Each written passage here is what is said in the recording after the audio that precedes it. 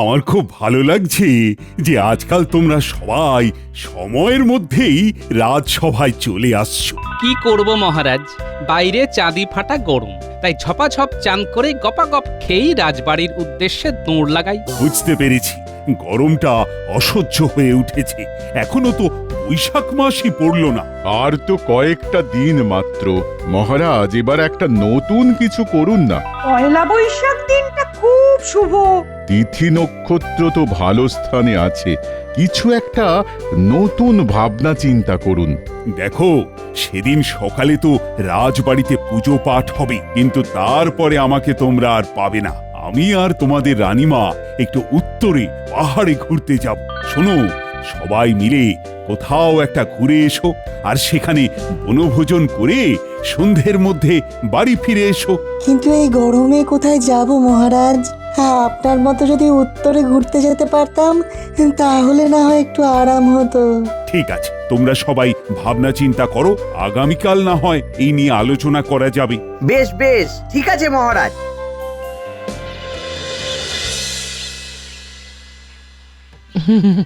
এই দেখো, সামনে পয়লা বৈশাখ।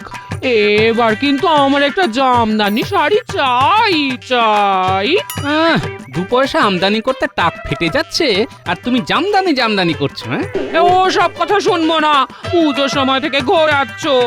আর না, এবার জামদানি চাই চাই চাই চাই। উফ, এতটুকু শান্তি নেই।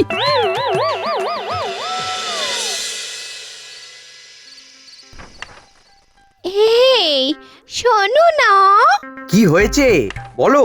বলছি কি, অনেকদিন তো কোথাও ঘুরতে যাইনি, আমাকে কোথাও একটা ঘুরতে নিয়ে চলো না। উফ, শুরু হয়ে গেল। উঠতে গেলে শাড়ি আর বসতে গেলে ঘুড়ি। সারাদিন বায়না আর যখন তখন গয়না, আর সয় না। দেখো, তুমি যদি আমাকে ঘুরতে নিয়ে না যাও তাহলে আমি একাই বেরিয়ে পড়বো, আর ফিরবো না, এ বলে দিলাম। আরে একটু সবুর করতে শেখো, আগে ভাতাটা তো পাই, তারপর ভেবে দেখবো।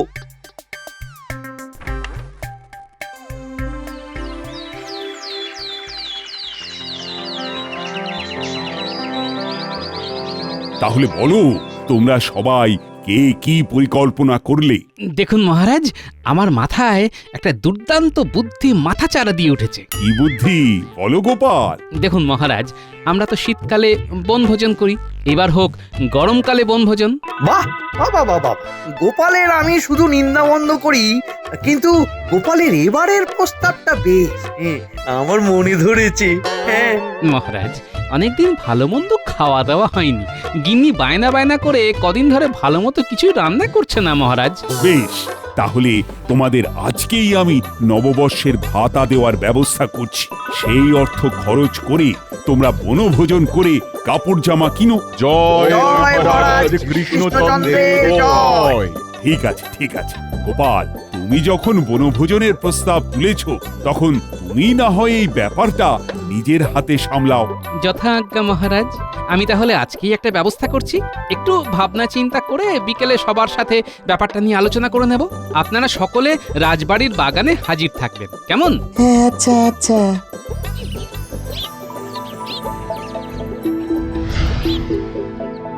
উফ, মন্ত্রীমশাই, কতদিন পরে আপনার বাড়িতে পাত পেড়ে খাচ্ছি।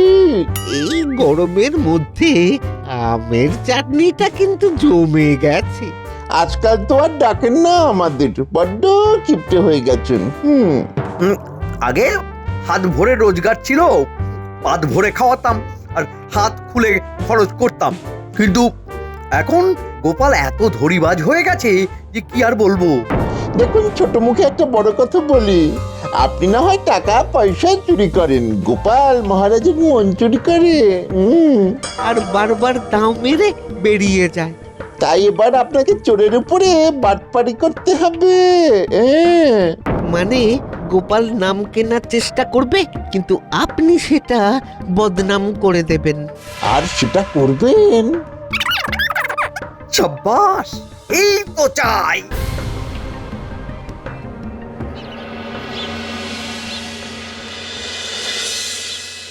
তোমরা আলোচনা শুরু করার আগে তোমাদের মনে একটু আনন্দ দিই। ওই দেখো খাজাঞ্চি আসছে তোমাদের নববর্ষের ভাতা নিয়ে। বেশ আনন্দম। খাজাঞ্চি, সবাইকে হাতে হাতে তাদের প্রাপ্ত অর্থের বটুয়া দিয়ে দাও। এই তো দিচ্ছি মহারাজ। মহারাজ খরচের ব্যাপারটা দেখে নিলেন, আমি গরমের ব্যাপারটা দেখলাম। কিভাবে? এই গরমের মধ্যে তুমি কি ঝড় নিয়ে এলে নাকি? না, ঝড় না, তবে মৃদুমন্দ বাতাস বইছে দেখুন। সেই জন্যই তো এই আলোচনাটা রাজবাড়ির বাগানে করার সিদ্ধান্ত নিয়েছি। ভালো করেছো, অনেক আলাপ প্রলাপ সংলাপ হয়েছে, এবার আসল কথাটা শুরু করো তো গোপাল। আচ্ছা, নববর্ষে বনভোজনের জন্য আমি 30 মোহর ধার্য করেছি। প্রত্যেককে নববর্ষের দিন সকালবেলা রাজবাড়ির সামনে হাজির থাকতে হবে। হ্যাঁ হ্যাঁ, সে তো আমরা থাকবই। রাজবাড়ির পুজো দেখে তারপরে রওনা দেব। তারপর বেলায় আমরা দক্ষিণ দিঘির পাড়ে যে সুবিশাল আমবাগান আছে সেখানে বনভোজন করব। আমরা যাব কিভাবে? গরুর গাড়ি করে। শুধু আমরা সভাসদেরা নয়, অনেক গ্রামবাসীও যাবে। আগের দিন সব মালপত্র, রান্নার জিনিসপত্র জায়গায় পৌঁছে যাবে। বাহ, কি কি খাওয়া হবে? ওই তো ওই বাসমতি চালের ভাত, কাতলা মাছের মাথা দিয়ে মুগ ডাল, ইলিশ ভাপা, আমের চাটনি, পাঁপড়, দই আর রসগোল্লা। ওফ, শুনেই জিভে জল চলে এলো। তাহলে আপনারা যারা যারা এই বনভোজনে অংশগ্রহণ করবেন তারা তারা আমাকে 30টা করে মোহর দিন। বুঝলে গোপাল, আমি না তোমাকে আগামীকাল দেব। বেশ, তাহলে আমি এখন আসি, আর দেখি কোনো গ্রামবাসী আমাদের বনভোজনে অংশগ্রহণ করতে রাজি হয় কিনা। ব্যাস, তাহলে তো তোমাদের নববর্ষের একটা হিল্লে হয়ে গেল। হ্যাঁ গোপাল দাদা, তুমি যখন পুরো ব্যবস্থা করছো তখন আমাদের আর কোনো আপত্তি নেই। তোমাকে কালকে সকালেই আমাদের বনভোজনের চাঁদাটা দিয়ে দেব। বেশ বেশ। আরে গোপাল দাদা, তুমি যখন এই বনভোজনের দায়িত্বে আছো তখন আমাদের আর চিন্তা কিসের? তাহলে তোমরা নববর্ষের দিন সকাল সকাল রাজবাড়ি চলে এসো, পুজোর প্রসাদ খেয়ে আমরা রওনা দেব, কেমন? আচ্ছা গোপাল দাদা। তাহলে মোটামুটি 20 থেকে 22 জন লোক হচ্ছে।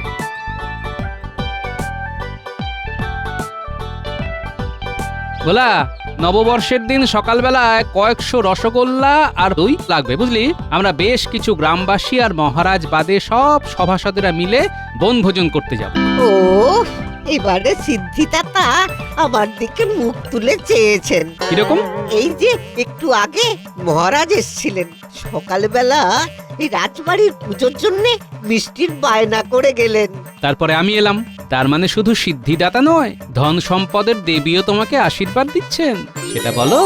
হ্যাঁ হ্যাঁ, ঠিকই বলেছ। কিছু অগ্রিম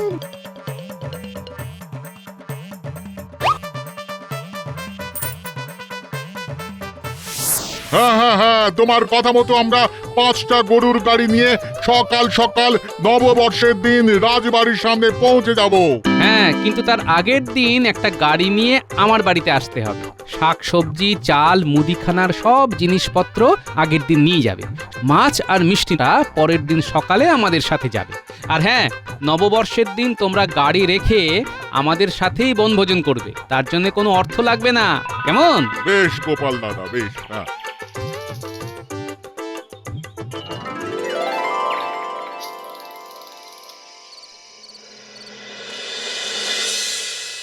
বুঝলি তো বটা ঘটা, গোপাল সবাইকেই রাজি করিয়ে নিয়েছে।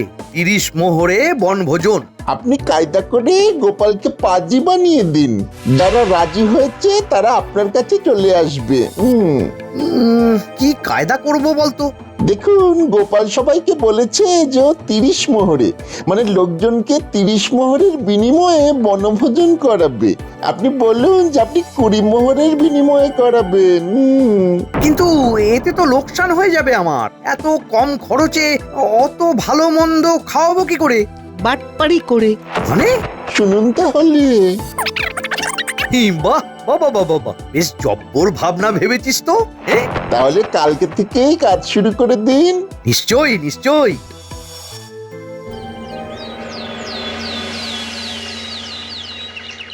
তারপরে বলো গোপাল, বনভোজনের কি ব্যবস্থা হলো? মহারাজ, সব ব্যবস্থা হয়ে গেছে। সমস্ত বাজারে দোকানে দোকানে আমি বলে দিয়েছি, নগদ অগ্রিম দিয়ে এসেছি। ব্যাস, তাহলে তো আর কোনো চিন্তাই নেই। সবাই গোপালকে 30 মোহর করে দিয়েছো তো? মহারাজ, আমি দিইনি, কারণ আমি গোপালের সাথে যাব না বনভোজনে। সে কি মন্ত্রী মশাই, আপনার আপত্তি কোথায়? গোপাল, তুমি কি বনভোজনের ব্যবস্থাপনায় কোনো ত্রুটি রেখেছো? না তো মহারাজ, সব ব্যবস্থাই ঠিক আছে। গরুর গাড়ি বলা আছে, গরুর গাড়ি ওখানে রাখার জন্য সুন্দর জায়গা রয়েছে। আগের দিন চাল ডাল তেল নুন মুদিখানা আনাজ হাঁড়ি পাতিল সব পৌঁছে যাবে, আর পরের দিন মাছ আর মিষ্টি নিয়ে যাও। বাহ বাহ বাহ, এ তো সব গোছানো ব্যাপার। তাহলে মন্ত্রীর সমস্যা কোথায়? না, এসব বলতে পারবো না। যা বাবা, কি আর করব বলুন, আপনাকে তো আর ধরে বেঁধে নিয়ে যেতে পারবো না। তাছাড়া একজন না গেলে কিছু যায় আসে না। এই, তোমরা ঝগড়াটা বন্ধ করো তো। দেখো, গোপাল 30 মোহরের বিনিময়ে তোমাদের সবাইকে নিয়ে যাবে, কিন্তু তোমরা যদি আমার সাথে যাও তাহলে 20 মোহরের বিনিময়ে নিয়ে যাব, বুঝলে? একি, তাহলে আপনি আমাদের শুধু বলছেন কেন? বাকিদেরকেও বলুন। না, বিজ্ঞানী আর সভাকবি গোপালের নেওটা, তাই ওদের বলছি না। তোমরা এক কাজ করো, বুঝলে, গ্রামে গ্রামে গিয়ে বাড়ি বাড়ি গোপনে এই খবরটা পৌঁছে দাও, আর বলো যারা যারা গোপালকে অর্থ দিয়ে দিয়েছে তারা যেন গোপালের কাছ থেকে সেটা নিয়ে নেয়। বেশ বেশ, ভালোই হলো। 10 মোহর কমে ব্যবস্থা হয়ে গেল, কিন্তু খাবারের গুণমান খারাপ হবে না তো? সব ভালো হবে, সব ভালো হবে। গোপাল গরুর গাড়িতে নিয়ে যেত, আমি ঘোড়ার গাড়িতে নিয়ে যাব। আমি তো আর গোপালের মতো ভিতরে ভিতরে অর্থ নিজের ট্যাকস্থ করছি না। আমি সৎ নিষ্ঠাপরায়ণ ব্যক্তি। যাও যাও, তোমরা এগিয়ে গিয়ে গ্রামবাসীদের কান ভাঙিয়ে দাও, যাও। বেশ বেশ। বেশ। ও, তাহলে তো বেশ ভালোই হলো। ঠিক আছে, আমি গোপাল দাদার কাছ থেকে টাকা পয়সা সব চেয়ে নেব। হ্যাঁ, কিন্তু ব্যাপারটা খুব সাবধানে আর গোপনে করবে। হ্যাঁ হ্যাঁ।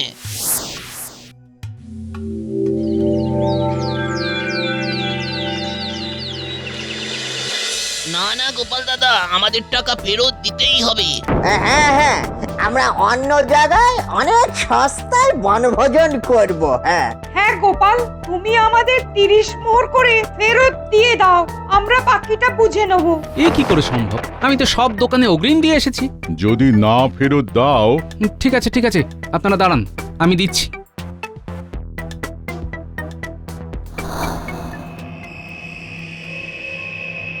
অনেক লোকজন তো চলেই গেল, এবার কি হবে?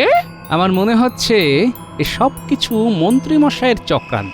যাই হোক, কাল বাদে পরশু নববর্ষ, যে কজন আছে তাদের নিয়েই আমরা বনভোজন করব।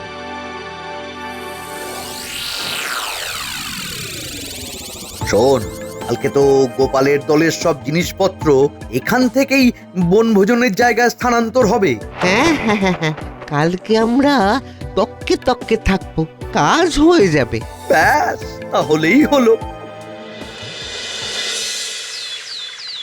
রমেন, তাহলে সব জিনিসপত্র নিয়ে তুমি চলে যাও, আবার ফিরে আসবে। কালকে তো আমরা সবাই মিলে যাব। আগে হ্যাঁ।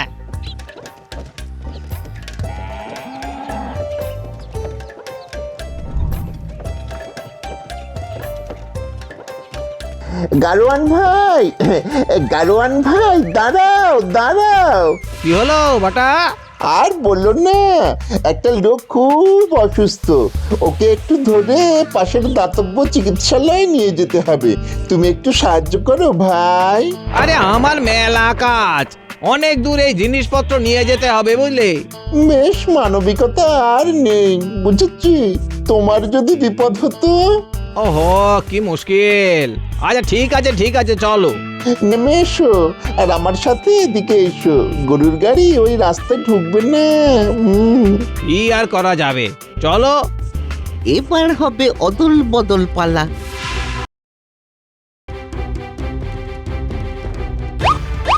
ভাই বটা, কোথায় সেই অসুস্থ ব্যক্তি কোথায়? এ বাবা, এখানেই তো ছিল, কোথায় গেল? ও, এই যে শুনছেন, কোথায় আপনি? যা, সাড়া দিচ্ছে না। দূর দূর, আমার সময় নষ্ট হলো। উফ, কাজ শেষ।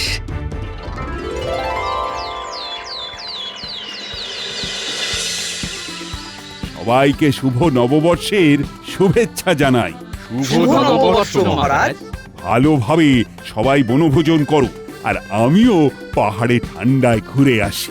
সবাই একসাথে বনভোজন হবে না মহারাজ, দল ভাগ হয়ে গেছে। 20 মোহরে কেউ এক মহান ব্যক্তি অনেককে আলাদা করে নিয়ে যাচ্ছেন। সেই মহান ব্যক্তি আমি। সবার জন্য ঘোড়ার গাড়ির ব্যবস্থা করেছি, আর একই জায়গায় বনভোজন করব। আমি গোপালকে দেখিয়ে দেব যে আমি কত বড় দায়িত্ববান। তোমরা যা ভালো বোঝো করো না, আমি তোমাদের এই সাপে নেউলে ঝগড়ায় নেই। তাহলে আর দেরি কেন? আমার দলের লোকেরা একে একে ঘোড়ার গাড়িতে উঠে পড়ুন। গোপাল, আমাদেরকে যদি ওই 20 মোহরে বনভোজনের লোভ দেখাতো, আমি কিন্তু যেতাম না।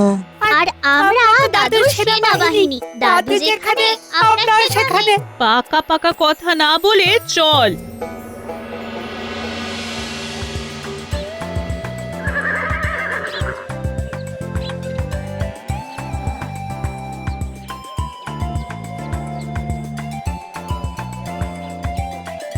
এ কি গোপাল দাদা, এ তুমি কি চাল এনেছো?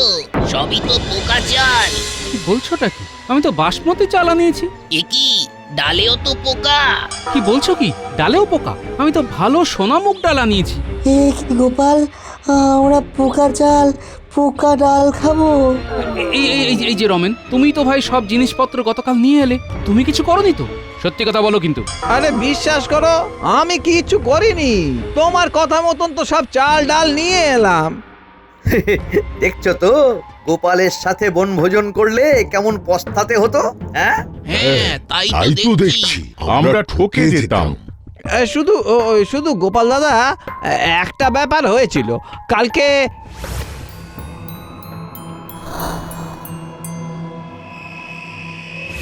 আচ্ছা, এই ব্যাপার।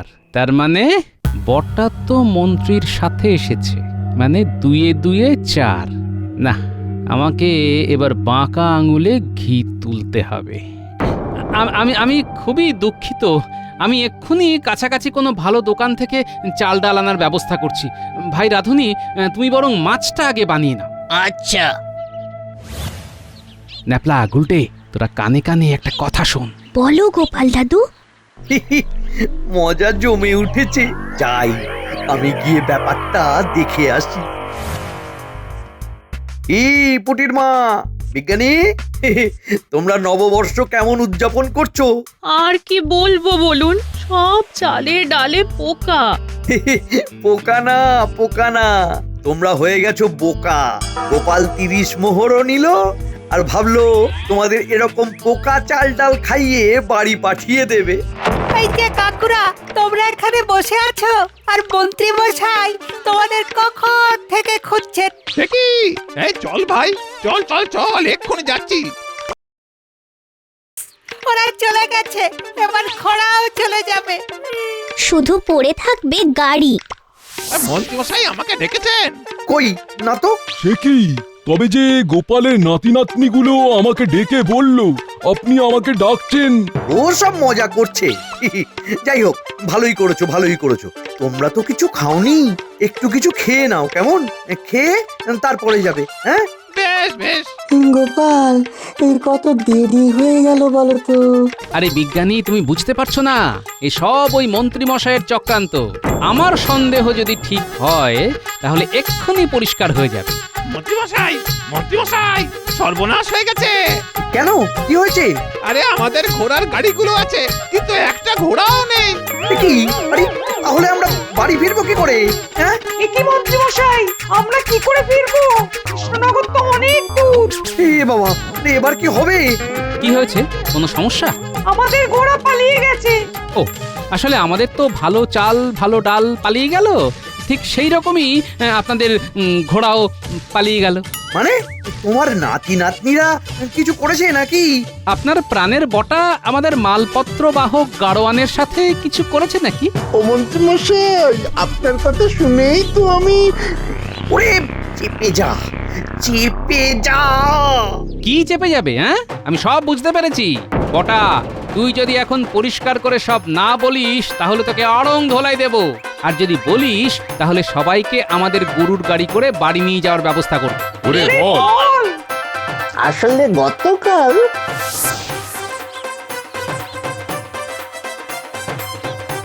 ছি, ছি, ছি, ছি, মন্ত্রী ছি, মশাই। ছি, মন্ত্রী মশাই। আপনি এত নীচ মানসিকতা। আমরা 10 মোহর কমের জন্য আপনার বলে এলাম, আর আপনি এটা করলেন।